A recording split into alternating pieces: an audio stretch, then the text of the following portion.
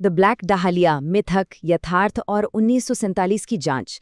चलिए सीधे इस रोंगटे खड़े कर देने वाले विश्लेषण में चलते हैं और 8 दशक पुराने उस खौफनाक और सनसनीखेज मिथक के पीछे छिपी असली सच्चाई को उजागर करते हैं। ये एक ऐसी डरावनी दास्तान है जिसने उस समय पूरे अमेरिका को हिलाकर रख दिया था। एलिजाबेथ शॉर्ट की हत्या का ये मामला इतिहास के सबसे खौफनाक पन्नों में से एक है। बेथ शॉर्ट के कुछ स्मृति चिन्हों का मेल में इंतजार करें। लॉस एंजलिस एग्जामिनर को आए एक अज्ञात कॉलर का ये बयान सचमुच किसी हॉरर फिल्म के डायलॉग जैसा लगता है ना? ये 1947 की एक ऐसी अभूतपूर्व हत्या की पृष्ठभूमि तैयार करता है जिसे रातों रात मीडिया के एक पागलपन ने अपने कब्जे में ले लिया और एक दुखद घटना को एक डरावने राष्ट्रीय जुनून में बदल दिया। सेक्शन 1, द ग्रूसम डिस्कवरी, 15 जनवरी 1947। कहानी की शुरुआत होती है उस सर्द सुबह के कठोर तथ्यों से, जब लॉस एंजल्स के लीमार्ट पार्क इलाके में एक ऐसा खौफनाक दृश्य सामने आया जिसने देखने वालों की रूह कंपा दी। अब जरा अपराध स्थल के इन क्लिनिकल डिटेल्स पर गौर करते हैं। ये सच में किसी नाइटमेयर जैसा है। शरीर को कमर से पूरी तरह से काट दिया गया था, एक ऐसी डरावनी चिकित्सा प्रक्रिया जिसे हेमिकॉर्पोरेक्टमी कहा जाता है। शरीर से पूरा खून निकाल लिया गया था, उसे धोया गया था और चेहरे को कान तक चीरकर एक भयानक ग्लासगो स्माइल का रूप दे दिया गया था। आंतों को शरीर के नीचे करीने से रखा गया था और शव को जानबूझकर एक खौफनाक मुद्रा में प्रदर्शित किया गया था।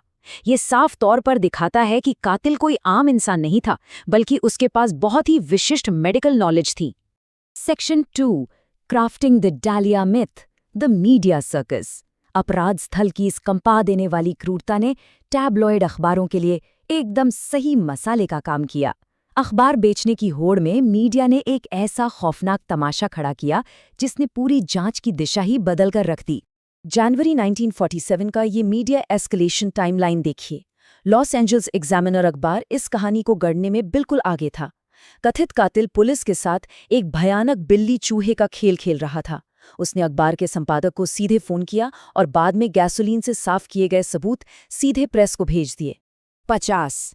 यकीन करना मुश्किल है, लेकिन शुरुआती कुछ ही महीनों में पुलिस को लगभग 50 झूठे कबूलनामे मिले। ये दिखाता है कि कैसे इस खौफनाक हत्या को लेकर मीडिया में फैले उन्माद ने लोगों के दिमाग पर असर डाला और पुलिस की जांच को पूरी तरह से भटका दिया। Section 3, the real Elizabeth Short, deconstructing the fiction. अब सबसे ज़रूरी बात यह है कि अखबार की उन डरावनी और सनसनीखेज सुर्खियों को उस असली इंसान से अलग किया जाए जिसकी जिंदगी इतनी बेदर्दी से ख़त्म कर दी गई। अगर हम टैबलॉयड के उस मिथ और असली सच्चाई को कंपेयर करें तो फ़र्क साफ नज़र आता है। मिथ ये फैलाया गया कि वो हॉलीवुड की एक बिगड़ी हुई लड़की थी जिसके माफियाओं से संबंध थे, लेकिन असलियत में वो बॉस्टन की रहने वाली अस्थमा से पीड़ित एक साधारण युवती थी जो अपनी आज़ादी की तलाश में थी। वो एक वेट्रेस के रूप में काम कर रही थी और युद्ध में मारे गए एक सैनिक से उसकी सगाई हुई थी। समाज ने अपने डर के कारण एक शिकार को ही खलनायक बना दिया। 1940 के दशक के आखिर में आए इस पोस्ट वॉर इंडिपेंडेंस वाले कल्चरल शिफ्ट को समझना बहुत ज़रूरी है। युद्ध के बाद युवतियां आज़ादी चाहती थीं। वे अकेले शहरों में जा रही थीं और शादियों में देरी कर रही थीं। समाज उस समय इन स्वतंत्र महिलाओं के विचार से गहरे तक डरा हुआ था। इसी डर का फायदा उठाते हुए मीडिया ने एलिजाबेथ शॉर्ट को एक खतरनाक और बेलगाम महिला के खौफनाक उदाहरण के रूप में पेश कर दिया। Section 4, a derailed police investigation, the LAPD dragnet. चलिए अब लॉ एनफोर्समेंट की तरफ देखते हैं कि वहां से ये मामला कैसे आगे बढ़ा। LAPD की एक बहुत बड़ी लेकिन बेहद असंगठित टीम इस डरावने मामले में सुराग खोजने के लिए संघर्ष कर रही थी। 150 LAPD ने इस केस में 750 जांचकर्ताओं को लगा दिया था। आने वाले हफ्तों में उन्होंने 150 से ज़्यादा पुरुषों का बैकग्राउंड चेक किया और उनसे पूछताछ की। इतने बड़े पैमाने पर जांच के बावजूद असली कातिल एक डरावने साये की तरह पुलिस की पहुंच से बाहर था। इस पूरी जांच का सबसे बड़ा सवाल जो lead investigator captain Jack Donahue के सामने था, वो ये था कि आखिर हेमिकॉर्पोरेक्टमी जैसी खौफनाक प्रोसीजर करने की स्किल किसके पास थी। रीढ़ की हड्डी को काटना और आंतों को इतनी सटीकता से अलग करना किसी औसत इंसान के बस की बात बिल्कुल नहीं थी।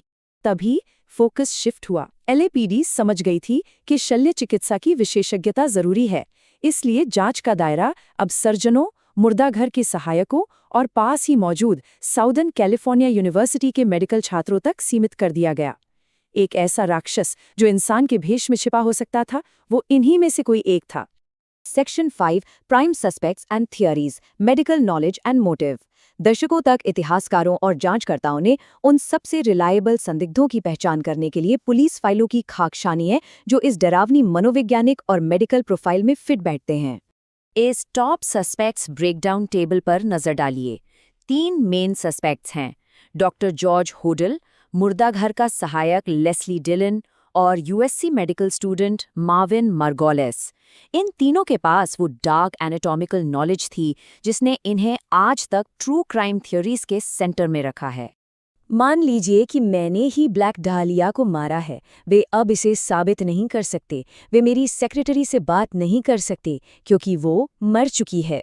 डॉक्टर जॉर्ज हुडेल के घर से मिले 1949 के वायर टैप का ये बयान सीधे किसी हॉरर फिल्म से निकला हुआ लगता है, और यही कारण है कि हुडेल आज भी इस इतिहास में सबसे ज्यादा डिबेट वाले शख्स बने हुए हैं।